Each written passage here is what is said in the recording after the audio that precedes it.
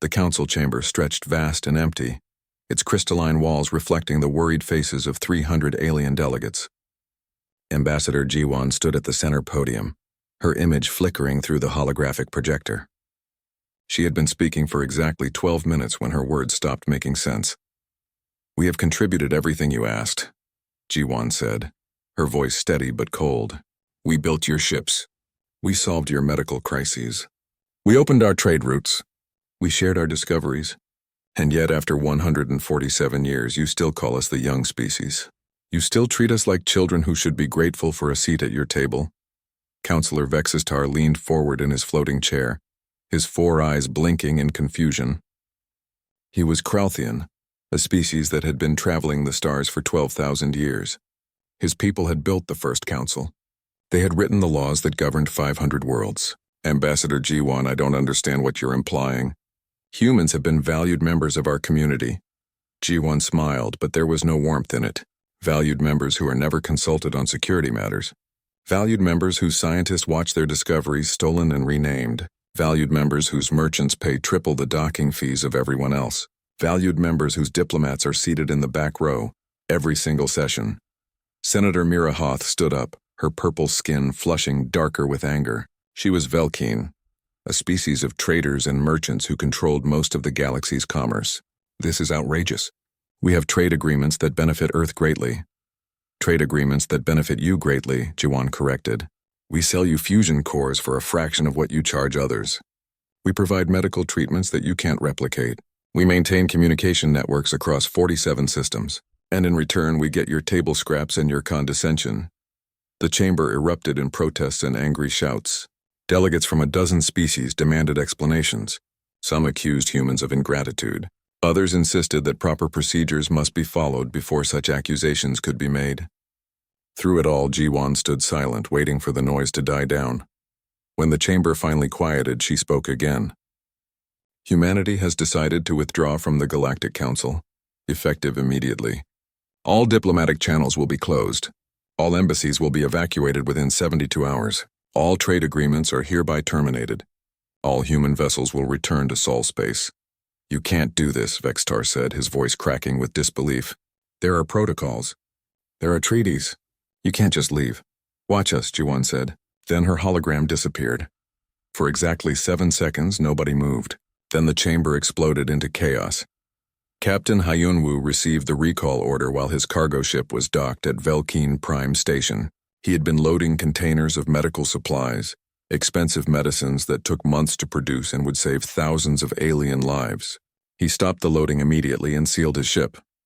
The station master, a short Velkeen named Guro, came running to the docking bay. "What are you doing?" "We have a contract. Those medicines are already paid for." "Check your account," Hyunwoo said calmly. "Full refund has been transferred. The contract is void. You can't just leave. We need those medicines. People will die without them." Hyunwoo looked at him for a long moment. "Then maybe you should have treated the people who made them with some respect." He closed the airlock door in Guro's face. Across the galaxy, the same scene repeated itself hundreds of times. Human doctors left alien hospitals mid-shift. Human engineers walked away from half-built stations. Human teachers abandoned their classrooms. Human merchants sealed their shops. Every human in alien space received the same message and obeyed without question.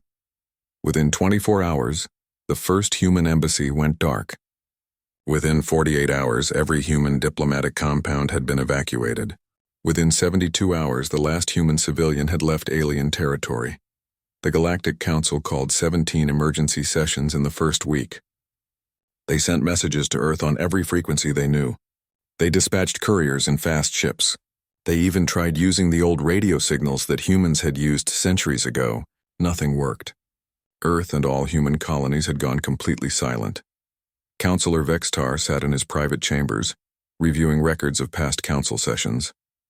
He watched recordings of Ambassador Jiwan and her predecessors making requests, offering suggestions, asking for equal treatment.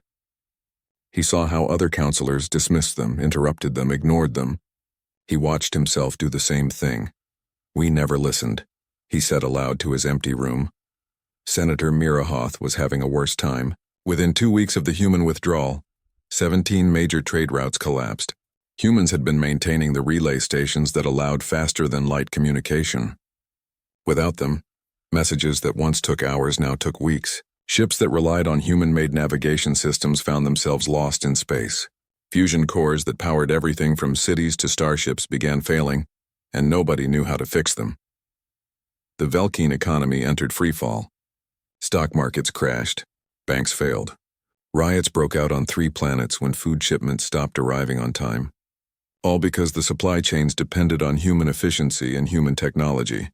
This is economic warfare, Mirahoth declared at an emergency council meeting. They are deliberately destroying our economies to force us to beg them to return. Vexatar shook his head slowly. No, they are simply not holding us up anymore. We built everything on their backs and never realized how much weight they were carrying. A junior diplomat named Suho, a young Velkine who had studied Earth history, raised his hand nervously. Counselor, I've been reviewing human behavior patterns. There are historical parallels. Humans have done this before within their own species. When one group feels oppressed or disrespected, they withdraw. They call it going on strike. They stop providing services until conditions improve. So they will come back, Mirahoth said with relief. We just need to offer them better terms. Maybe, Suho said quietly.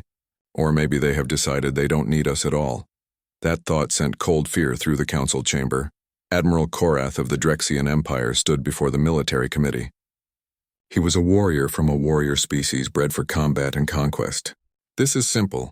We send a fleet to Sol system. We remind the humans that they are bound by treaty law. If they refuse to honor their obligations, we enforce compliance. With what army? Vextar asked tiredly. Admiral, do you know how many warships humanity has? Their reports indicate approximately 200 vessels, Korath said confidently. Their reports, Vextar repeated. Their voluntary reports that they filed with us. Reports that we never verified because we trusted them. Reports that we never questioned because we thought they were weak.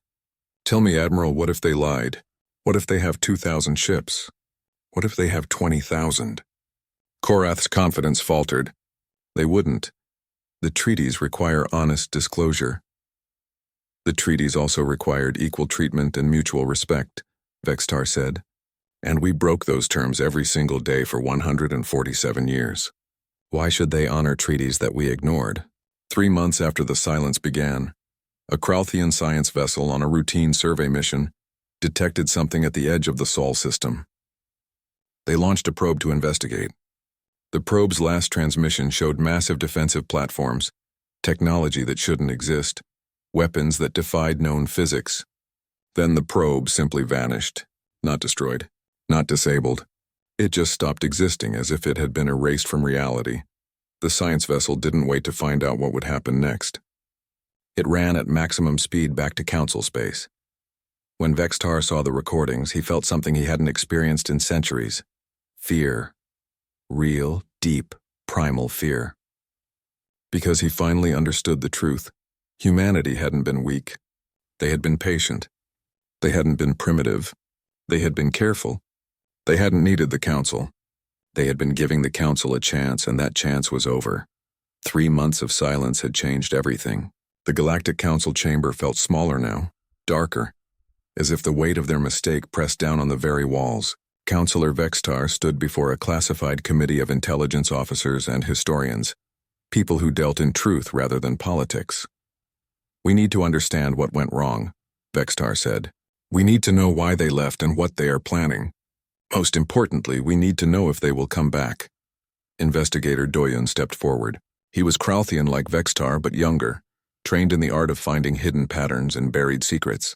I have reviewed 147 years of diplomatic records. With your permission, I will show you what I found. The room darkened and holographic displays filled the air. The first image showed a council session from 90 years ago. A human diplomat named Yunji stood at the podium, proposing a new security protocol that would protect merchant vessels from pirates. The recording showed her speaking for exactly 4 minutes before Councillor Thaxron interrupted her. We appreciate your input, but perhaps the humans should focus on matters they understand better, Thaxron said in the recording, his tone dripping with dismissive politeness. The other councillors laughed. Yunji's face remained neutral, but her hands clenched at her sides. This happened 73 times, Doyen said. 73 separate occasions where human diplomats were interrupted, dismissed, or openly mocked during official sessions. The next image showed a laboratory on a Velkine research station. A human scientist named Bora stood next to a complex machine, explaining its function to a group of alien researchers. The recording jumped forward 6 months. The same machine was being presented at a science conference, but now a Velkine scientist claimed to have invented it. Bora's name appeared nowhere in the documentation. Intellectual theft, Doyen said. 141 human innovations were stolen or claimed by other species. When humans protested, they were told they lacked proper documentation or that the ideas were too obvious to deserve credit. More images followed, each one more damning than the last. Human merchants charged triple docking fees while others paid standard rates. Human civilians attacked on alien worlds with no investigations. Human colonies denied security support during pirate raids. Human students rejected from prestigious academies despite perfect scores. 1,000 small cuts, each one carefully documented. Senator Mira Hoth stood up, her face pale. I never realized. These incidents were always presented as isolated cases, minor disputes. That was intentional, said a quiet voice from the back of the room. Everyone turned to see a human woman sitting in the shadows. She wore simple clothes and looked tired, as if she hadn't slept in days. Who are you? Vextar demanded. How did you get in here? My name is Dr. Minji. I was a xenoanthropologist studying alien cultures for Earth's diplomatic corps. I refused to return when the withdrawal order came. I wanted to stay. I have alien friends here, a life here, but nobody would hire me after the humans left. Nobody would even speak to me. So I hid on Station Epsilon for 3 months, stealing food and sleeping in maintenance tunnels. Security officers moved toward her, but Vextar raised his hand. Wait, let her speak. Minji stepped into the light, and everyone could see how thin she had become. You want to know why we left? I can tell you. We left because we were tired of being the help. That's all we ever were to you. The species that fixed your problems, built your ships, and smiled while you patted us on the head and called us cute. The young species, the enthusiastic ones, never equals, never partners, just useful tools that happen to be alive. That's not fair, Mirahoth protested. We valued human contributions. You valued what we made, not who we were, Minji said. There's a difference. My grandmother was one of the first human ambassadors. She spent 40 years trying to get Earth a permanent Security Council seat. She presented evidence, made alliances, followed every protocol. She was denied 17 times. Do you know what they told her on the 17th denial? That humans needed more time to mature. She was 90 years old. How much more maturity did she need? Researcher Suho, the young Velkine who had studied Earth history, opened another holographic file. I found something disturbing. 10 years ago, Earth began secretly purchasing mining rights to asteroids in uninhabited systems. They paid fair prices, filed all proper paperwork, but did it through shell companies so nobody realized it was all human buyers.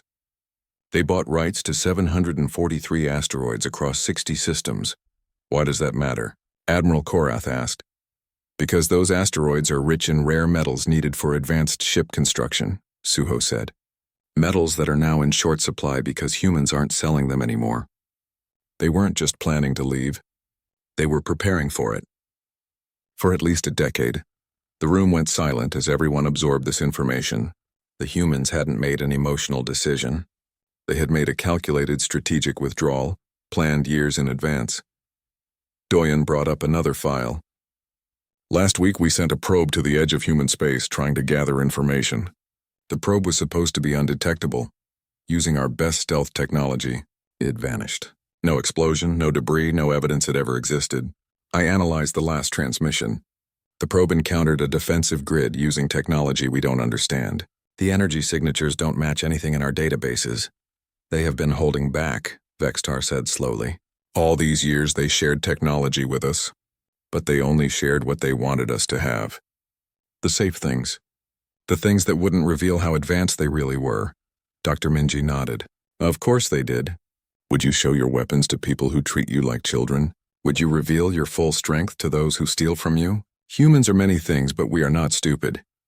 Admiral Korath slammed his fist on the table. This is unacceptable. We cannot allow a single species to defy the Council. I propose we send a fleet to Sol System and demand they return to the negotiating table. A fleet. Dr. Minji said softly. You want to threaten them with military force. That would be the worst mistake you could possibly make. You are one human hiding in our station, Korath growled. You don't speak for your species. No, but I know them. I know how they think. Humans have a saying. Don't start fights, but always finish them. If you send warships to Earth, you won't get diplomats in return. You will get something much worse. Doyun brought up another file, this one marked with the highest security classification. I hacked into old Earth military communications from before the withdrawal. It wasn't easy. Human encryption is better than ours, but I found fragments of conversations. They mentioned something called Project Homestead, something about expanding in a new direction. The words used were concerning. They talked about finding others like them. Others? Vexter asked. Other species. Other species who were also tired of council politics, Suho said, reading from his research. Human history shows a pattern. When they feel oppressed by one system, they don't just leave.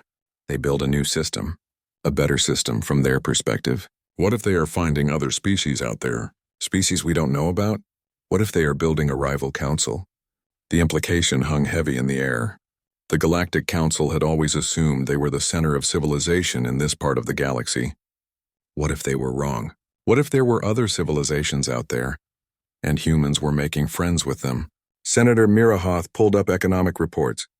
Our markets are collapsing. 17 species are in recession. Food production is down because we relied on human agricultural technology. Medical supplies are running out. Transportation networks are failing. And it has only been 3 months. What happens at 6 months? A year? 5 years? We adapt, Admiral Korath said. We survived before humans arrived. We will survive after they left, will we? Vextar asked quietly. We survived before humans, yes, but we also stagnated. Look at our technological progress before humans joined the council. Then look at it after. The curve is dramatic. Humans pushed us forward, made us compete, made us innovate. Without them, we will slide backward. Dr. Minji stood to leave. You still don't understand? This was never about economics or technology. This was about respect. Humans didn't want your gratitude. They wanted equality. They wanted to be treated as partners, not servants. You couldn't give them that, so they left. Where will you go? Vextar asked her. I don't know, Minji said. I can't go back to Earth. I disobeyed the withdrawal order. But I can't stay here either. I am caught between two worlds belonging to neither. She walked toward the door but paused. If you do send that fleet Admiral Korath wants, make sure you send your very best ships and your very best warriors. Because you will need them. Humans are not the young species anymore. We grew up while you weren't paying attention. After she left, the committee sat in uncomfortable silence. Finally, researcher Suho spoke. I found one more thing. A single message transmitted from Earth 3 days before the withdrawal. It was encrypted, but I broke the code. It said they will not learn until they fall. Let them fall. Who sent it? Vextar asked. Someone in the human government. High level. It suggests this was not just about leaving. This was about teaching us a lesson. Admiral Korath stood up, his face set with determination. Then I say we show them that we do not accept their lessons. We are the Galactic Council. We have maintained peace for 12,000 years.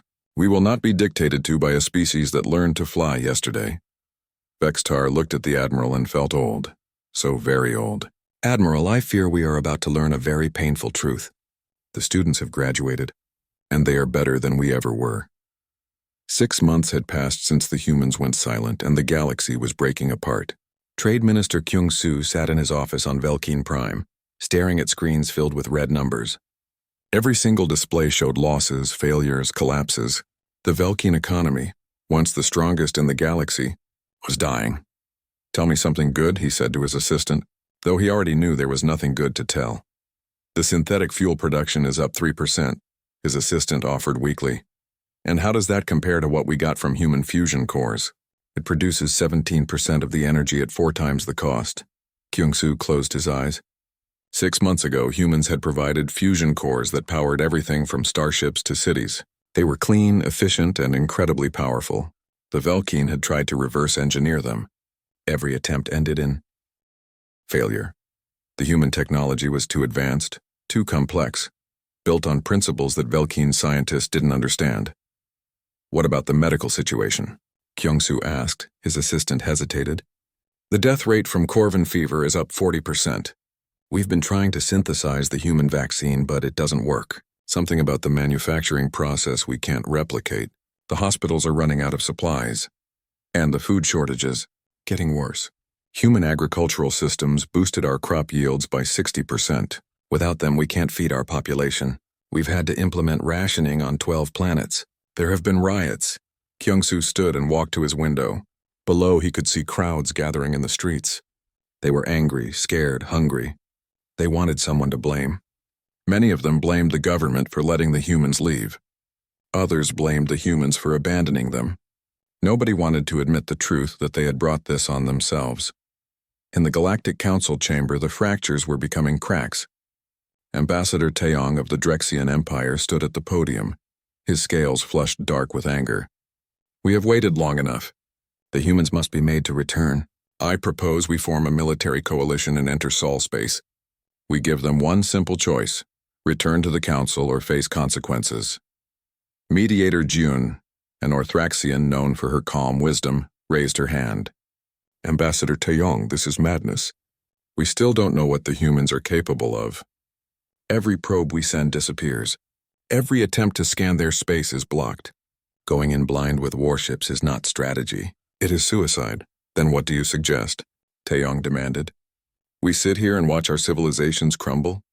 The Velkin are starving. The Kralthians are losing colonies to pirate raids because they can't maintain security without human-made sensors. The Orthraxians are suffering a plague that only human medicine could cure. How long do we wait? Until we understand, Yoon said. Until we know what we are dealing with. We are dealing with one species, Taeyong said. One species that has abandoned its obligations. One species that must be reminded of its place.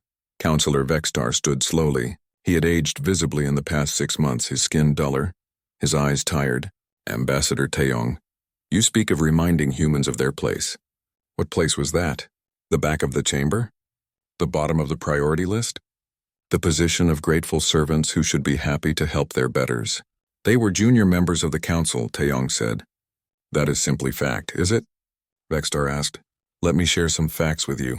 Investigator Doyen has been gathering intelligence for 6 months. The picture that emerges is disturbing. Would you like to know how many human colonies exist? Their reports indicated 47, Taeyong said. Their reports were lies, Vextar said flatly. Doyen found evidence of at least 300 human settlements. Maybe more. They have been expanding for decades, quietly, carefully, into regions of space we never bothered to explore. They didn't need our permission because they found empty systems that belonged to no one. The council chamber erupted in shocked conversation.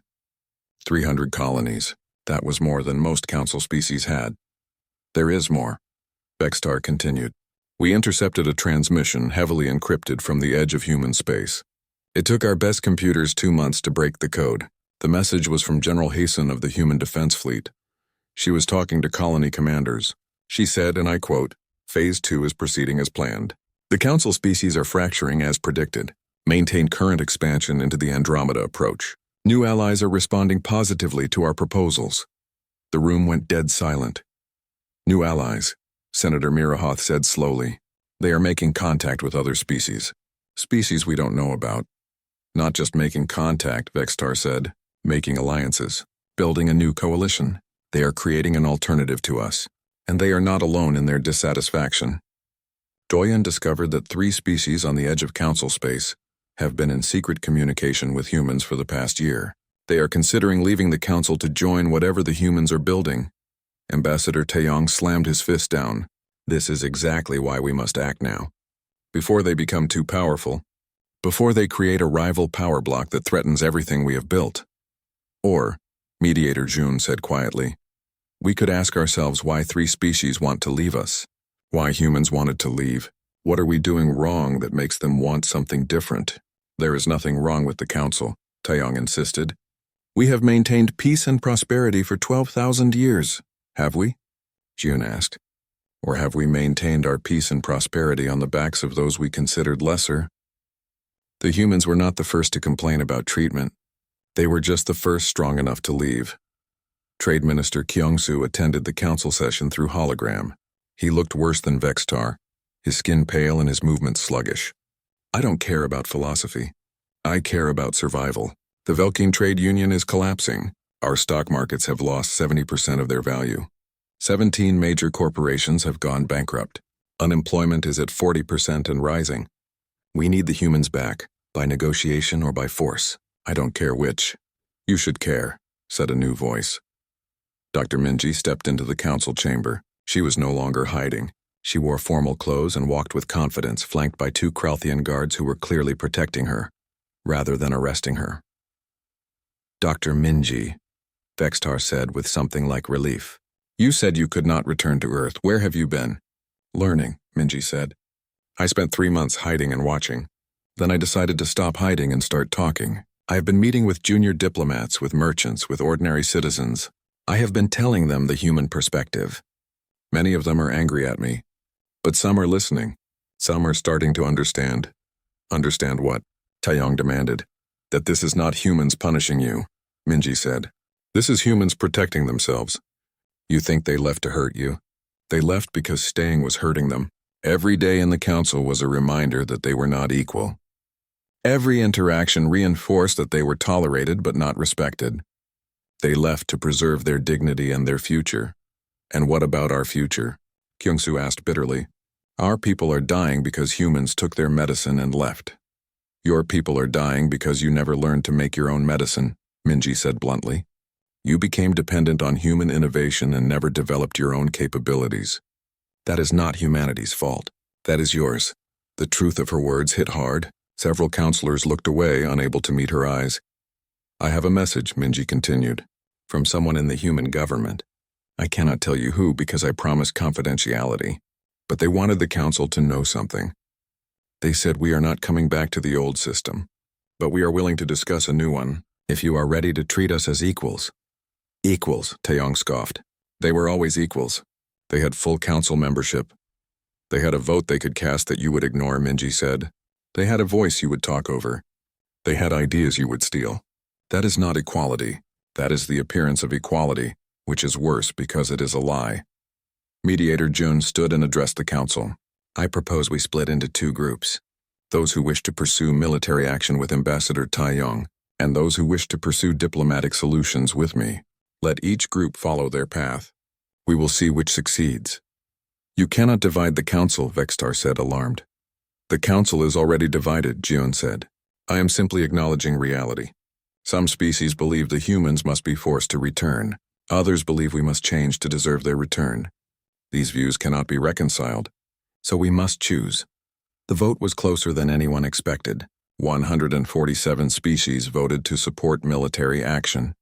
153 voted to pursue diplomacy. The Galactic Council, which had stood united for 12,000 years, officially split into 2 factions.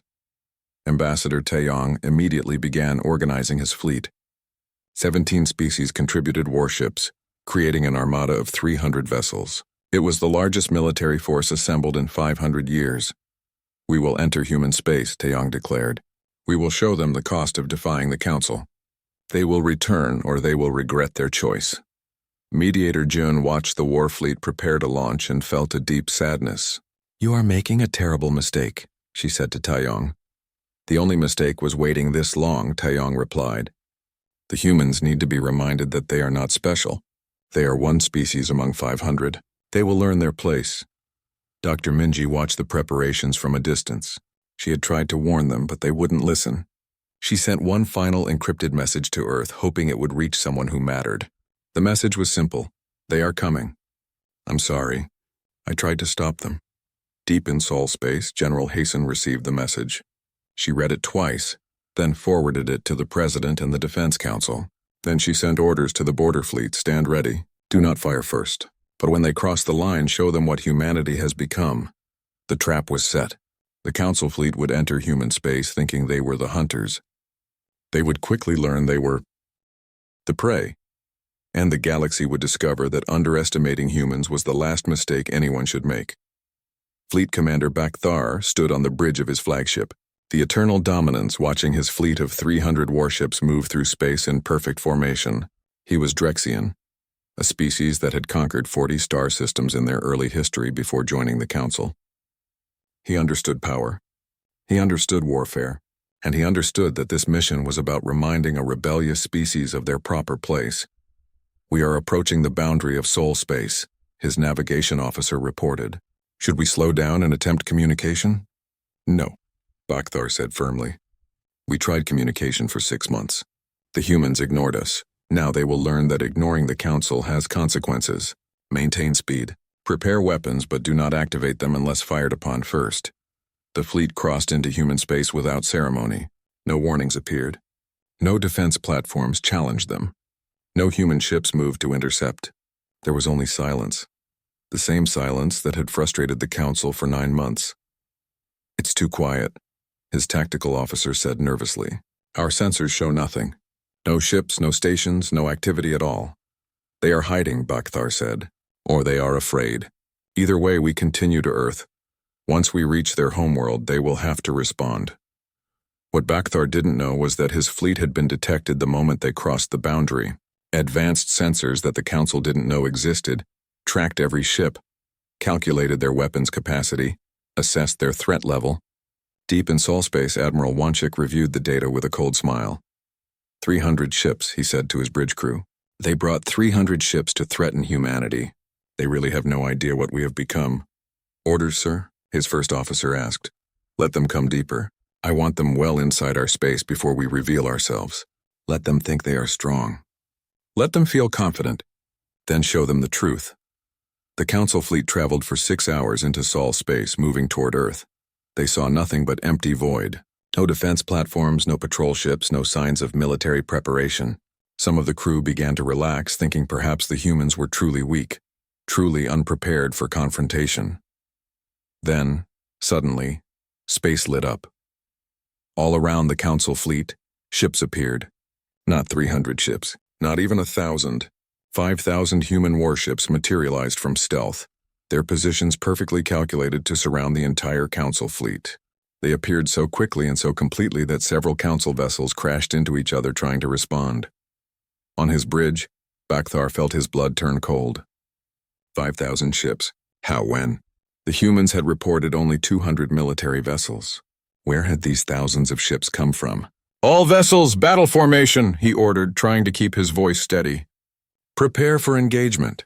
Before his fleet could move, every screen on every Council ship displayed the same image. A human woman in a pristine military uniform sat calmly in a command chair, her eyes hard and unforgiving. "This is Admiral Wanchik of the Human Defense Fleet," she said. "You have entered Sol space with hostile intent. You have brought warships to threaten our home. You were warned not to follow us. You ignored that warning. Now you will learn why that was a mistake." "This is Fleet Commander Bakhtar of the Galactic Council," he replied, trying to project authority he no longer felt. "We are here on legitimate Council business. You are required by treaty to allow Council vessels free passage." "We left the Council," Wanchik said simply. "Your treaties mean nothing here. You have exactly one choice. Turn your fleet around and leave, or we will remove you by force." Bakhtar felt rage boil up inside him. He was Drexian. His people did not retreat. They did not surrender. You are outnumbered and outgunned. 5,000 ships might sound impressive, but we have weapons that can destroy planets. We have military experience spanning 10,000 years. What do you have? Technology stolen from others? Ships built in the last century? You are children playing at war. Wanchik's expression didn't change. "Captain Su-Young, please educate the fleet commander." Another image appeared on the screens. A younger human woman in a captain's uniform stood on the bridge of a smaller ship. "Commander Bakhtar, I am Captain Su-Young. I command a diplomatic vessel, not a warship. I would like to show you something." Her ship was one of the smallest in the human fleet, barely the size of a Council shuttle. It moved forward slowly until it was within range of Bakhtar's flagship. Then something impossible happened. A beam of pure energy, thin as a thread, shot from the tiny diplomatic vessel and touched the shields of the Eternal Dominance. The shields flickered once, twice, and then collapsed completely. Every defense system on the flagship went offline. Weapons, engines, life support, all of it shut down. The massive warship went dark, floating dead in space. "Your shields and systems will restore in 5 minutes," Captain Su-Young said calmly. "That was a demonstration. Our actual warships can do much more. They can cut your ships in half without shields even activating. They can disable your entire fleet in 60 seconds. We have weapons your species hasn't imagined yet, and we have been preparing for this moment for 10 years. Emergency power restored to Bakthar's bridge. He looked at his tactical displays and saw something that made his hands shake. Every single council ship was marked with a targeting solution. Everyone had 3 human vessels assigned to it. The human fleet had positioned itself so perfectly that any battle would be over in seconds. "How?" he whispered. "How did you advance so far? You were barely flying ships when you joined the council." Admiral Oneshik answered. "We advanced because we had to. Because we knew that someday, someone would try exactly what you are trying now. Someone would decide that humans needed to be put in their place. So we prepared. While you were busy feeling superior, we were building. While you were stealing our public innovations, we were developing classified ones. While you were underestimating us, we were becoming what we needed to be, strong enough that no one would ever mistake our patience for weakness again." A new voice joined the conversation. "Fleet Commander Bakthar, this is President Yuna of Earth. I am speaking to you from our capital. I want you to understand something very important. We did not want this confrontation. We left peacefully. We asked only to be left alone. You chose to bring warships to our home. You chose to threaten us. That was your decision, and you must live with the consequences." President Yuna appeared on the screens, a woman with gray hair and kind eyes that held absolute steel. "I am going to do something now that the council never did. I am going to be completely honest with you. We are not going to destroy your fleet, though we could. We are not going to take prisoners, though that would be easy. Instead, we are going to escort you back to the boundary of our space. And while we do that, I want you to count. Count our ships, count our weapons, count our colonies and stations and defensive platforms. Then go back to the council and tell them exactly what you saw." "Why?" Bakthar asked. "Why not just destroy us and be done with it?" "Because we are not you," Yuna said simply. "We do not want war. We want respect. We want to be treated as equals, not as servants or threats. If destroying you would teach that lesson, we would do it. But we think this lesson will be more effective if you survive to share it." The human fleet began moving, gently herding the council ships back toward the boundary. Bakthar's fleet was not fired upon, not damaged, not even threatened. They were simply escorted out like children who had wandered where they shouldn't be. As they traveled, Bakthar did as President Yuna suggested. He counted. His sensors showed 300 human colonies, 50 major shipyards, defensive platforms numbering in the thousands. He saw ships under construction that were twice the size of anything the council had. He saw technology that bent physics in ways he didn't understand. But the worst moment came when they passed through a system near the boundary. There, holding position in clear view, was a fleet of alien ships. Not human ships. Ships from 3 species Bakthar had never seen before. Advanced species with their own powerful technology. And they were flying in formation with human vessels, clearly allies. "Captain Suyung," Bakthar called out. "Who are they?" "Those are our friends," Suyung replied. "The Kareem Federation, the Lotus Alliance, and the Free Worlds Union. We met them 5 years ago, exploring beyond council space. They were also looking for something better than what the council offered. We showed them an alternative. They liked what they saw." "You are building a rival council," Bakthar said. "No," Suyung corrected. "We are building something better. An alliance of true equals, where no species is considered superior because they are older or larger or more established, where innovations are credited to those who create them, where respect is the foundation, not an afterthought. We invited the council to be part of this. You refused by refusing to see us as equals, so we built it without you." When the council fleet finally crossed back into their own space, Admiral Oneshik sent one last message. "Go home, Fleet Commander. Tell the council what you saw.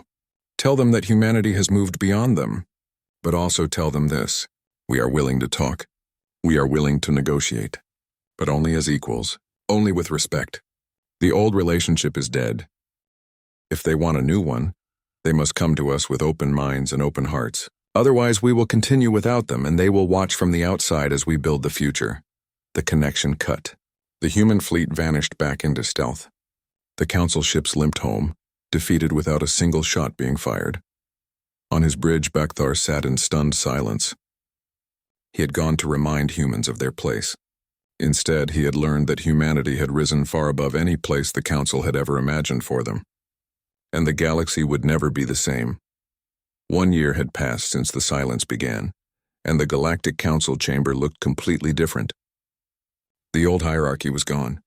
The raised platforms where senior species once sat above others had been removed. Now there was a single circular table, massive and elegant, where every species sat at the same height. No one was above anyone else. Ambassador G1 walked into the chamber for the first time in a year, and every eye turned to watch her. She was not alone. Behind her came 50 human delegates, representing not just Earth but the 300 human colonies scattered across space. Beside them walked representatives from the Kareem Federation, the Lotus Alliance, and the Free Worlds Union, the three species that had allied with humanity. Counselor Vextar stood to greet them, and for the first time in his long life he bowed. A deep, respectful bow that acknowledged equals. Ambassador G1, welcome back. We have made many changes since you left. We hope they meet with your approval. G1 looked around the chamber, taking in the new design, the new seating, the new atmosphere. The old arrogance was gone, replaced with something that looked almost like humility. It's a start, she said carefully. But furniture is easy to change. Attitudes take longer. Senator Mirahoth stood, and she too bowed. Her people had suffered greatly in the past year, and it showed in her tired eyes. Ambassador G1, on behalf of the Velkeen Trade Union, I wish to formally apologize for our treatment of humanity over the past 147 years. We took your contributions for granted. We disrespected your people. We stole your innovations. We were wrong, and we are sorry. One by one, representatives from 17 species stood and offered similar apologies. Some were clearly sincere. Others were forced, motivated more by economic desperation than genuine regret. But they all acknowledged their mistakes. When the apologies finished, Ambassador G1 spoke. We accept your words, but words alone are not enough. We left because the old system was broken. We will only return if we build a new system together, a better system. Dr. Minji stepped forward then, standing beside G1. She had officially rejoined the Human Diplomatic Corps, forgiven for staying behind because her insights had proved valuable. For the past year, I have worked with Mediator June and others who genuinely wanted change. We have drafted a proposal, a new charter for galactic cooperation. Would you like to hear it?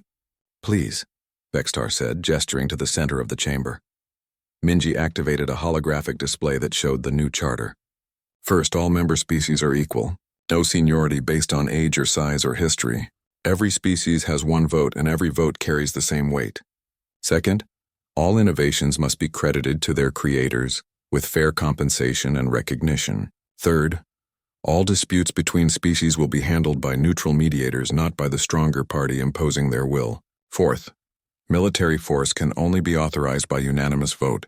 And fifth, any species may leave the alliance at any time without punishment or sanction. That last point troubles me, Admiral Korath said. He was present but subdued, his military reputation destroyed by the failed fleet action. If any species can leave whenever they want, what holds the alliance together? Chancellor Boyoung of the Human Systems Alliance answered that question. She was new to the council, representing the combined human colonies. What holds us together is choice. In the old council, species stayed because they feared the consequences of leaving. In the new alliance, species stay because they want to, because they benefit from cooperation, because they are treated with respect. That is a stronger bond than fear ever was. Ambassador Deho of the reformed Velkeen merchant guilds raised his hand. What about trade? The old agreements are all void. Do we start from zero? Yes, G1 said firmly. Every trade agreement will be renegotiated under fair terms. Humans will again share our technology, but we will be paid fairly for it. We will sell our fusion cores, our medicines, our innovations, but at market rates, not at the discounted prices you forced on us before. And any species caught stealing our intellectual property will be expelled from the trade network permanently. Those are harsh terms, Deho said. Those are fair terms, Jiwan corrected. You got discounts before because you had power over us. Now we are equals. You pay what everyone else pays. If that seems harsh, ask yourself why. Chancellor Boyoung brought up another holographic display. There is something else we need to discuss. While we were gone, we discovered something important. There is a threat coming from the edge of the galaxy, a threat that is larger than any single species can handle. The chamber went silent. Even species that were still angry at humanity paid attention now. Admiral Heejin, head of human military observation, took over the briefing. 3 months ago, our deep space probes detected unusual readings from the galactic edge, high-energy signatures, evidence of massive construction, and transmissions in a language we don't recognize. Something is out there. Something big. And it is moving toward inhabited space. And how big? Admiral Korath asked, his warrior instincts overcoming his damaged pride.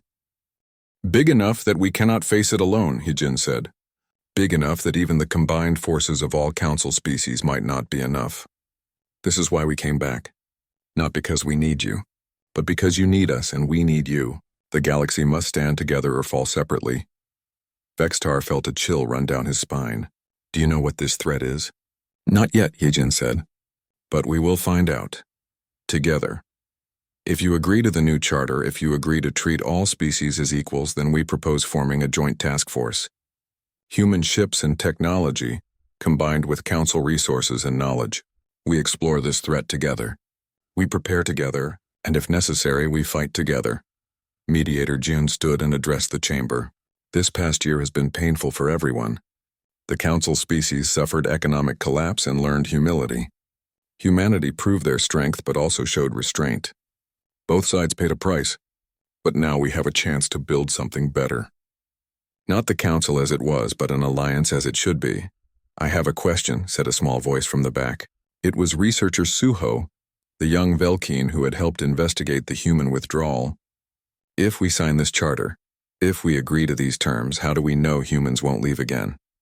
How do we trust that this alliance will last? Ambassador Jiwan looked at him directly. You don't. Trust must be earned every single day. We can sign 1,000 documents, but if the spirit of respect and equality is lost, the alliance will fail. The real question is not whether humans will stay. The question is whether all of us together can create something worth staying for. The vote was called. 207 species voted to accept the new charter and form the Galactic Alliance. 43 species voted against it, still clinging to the old ways. 50 species abstained, wanting to see how things developed before committing. It was enough. The new alliance was born. In the weeks that followed, the real work began. Trade agreements were negotiated fairly this time. Research partnerships were formed with proper credit sharing. Security protocols were established with input from all species. And most importantly, the Joint Task Force was assembled to investigate the threat from the galactic edge. Dr. Minji stood on the bridge of a joint exploration vessel, looking at a crew that included humans, Kralthians, Velkeen, Kareem, and Lotus. 6 different species working together, truly together for the first time. This is what we should have been all along, she said softly. Captain Suyong, commanding the vessel, nodded. The old council tried to force unity through rules and hierarchy. But real unity comes from mutual respect and shared purpose. We have both now. Finally. The vessel jumped to faster-than-light speed, heading toward the unknown threat. Behind them, the newly formed Galactic Alliance worked to prepare for whatever was coming. Ships were built. Defenses were strengthened. Resources were pooled. And every species contributed as equals. In the council chamber, now called the Alliance Hall, Ambassador Jiwan met with Counselor Vextar privately. The old Kralthian looked at her with something like regret. I wish we had listened to you 147 years ago, when your people first joined us. If we had treated you as equals from the start, none of this pain would have been necessary. Maybe, Jiwan said, or maybe this is just how change happens. Sometimes systems need to break before they can be rebuilt better. The important thing is that we learned, all of us. What do you think we will find out there? Vexter asked, looking at the star chart showing the galactic edge. What is this threat? I don't know, Jiwan admitted. But I know we will face it together. As equals, as allies, and that gives us a chance we wouldn't have had before. Far away, at the edge of explored space, sensors picked up more strange readings. The unknown threat was getting closer, moving with purpose and speed. Whatever it was, it would arrive within a year, maybe less. But for the first time in galactic history, every spacefaring species was working together, truly together, to prepare for it. The old divisions were not forgotten, but they were set aside in favor of survival and cooperation. President Yuna gave a speech that was broadcast across the entire alliance. For too long, we measured ourselves against each other. We competed for power and status. We let pride and prejudice divide us. But now we face something that does not care about our history or our politics. Something that will not discriminate between old species and young species, between powerful and weak. It will see only one thing, prey. Unless we show it something else. Unless we show it unity. Unless we show it that the galaxy stands together. The speech ended with a single word that echoed across 500 worlds. Together. In the months that followed, that word became a rallying cry. When Velkin engineers struggled with a new defense platform design, human technicians came to help. When human colonies faced food shortages due to rapid expansion, Kralthian agricultural experts shared their knowledge.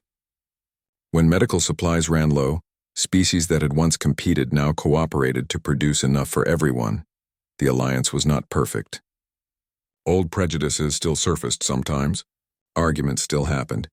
But now they were resolved through dialogue and compromise, not through power and intimidation. And when the first contact came from the unknown threat, when massive ships appeared at the galactic edge and demanded surrender, they found something unexpected.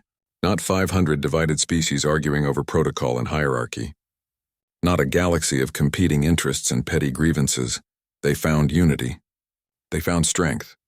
They found species that had learned to work together, to respect each other, to fight together.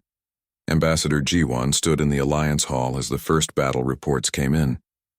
Beside her stood Vextar, Mirahoth, Korath, June, and representatives from every species. They watched the holographic display showing allied ships engaging the enemy. Human vessels flew alongside Kralthian cruisers. Velkin fighters protected Lotus carriers. Kareem shields protected everyone equally. 1 year ago we were divided and weak, Juwan said. Today we are united and strong. Not because we are the same, but because we have learned to value our differences. Will we win? Vexter asked quietly. I don't know, Jiwan said honestly. But I know we have a chance. And that is more than we would have had if nothing had changed. The battle raged on. The future was uncertain. But for the first time in galactic history, every species faced that future together as equals, as allies, as friends. And in the end, that made all the difference.